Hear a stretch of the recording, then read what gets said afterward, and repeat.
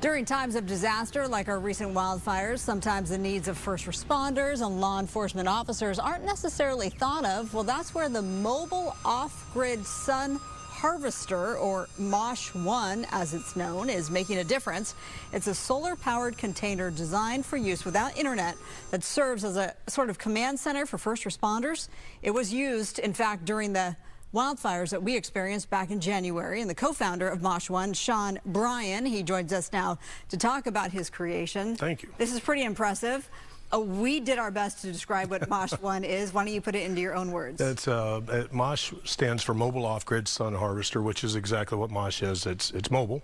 We can transport them anywhere in the world. It's off-grid, and it harvests the sun into a stored battery system inside. So when MOSH deploys, it gives instantaneous power and communication, creating a continuity of government that never skips a beat.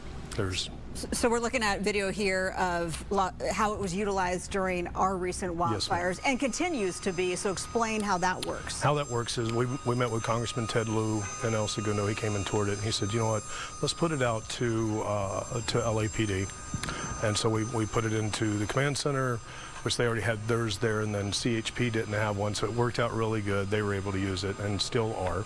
And so it's given them a place to hold meetings, to have climate control, air conditioning, heat, instant Wi-Fi. They can power up other equipment around MOSH because it has the ability to distribute power into any scenario it's in.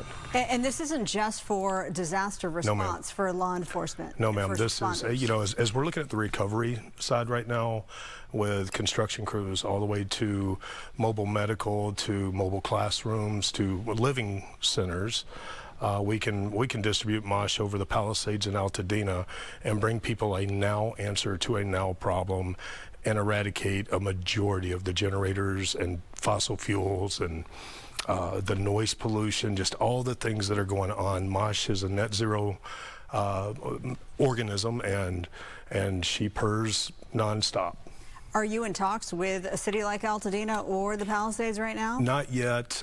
We met with Congressman Lieu. I know that we're going to try to, in the coming days, get time with Mayor Bass and Supervisor Horvath and the various supervisors for the different sections, because it seems like all of LA is so big. There's different pieces for different folks. And so hopefully in the coming days, people will start recognizing the technology that we've created that can make an instant difference right now.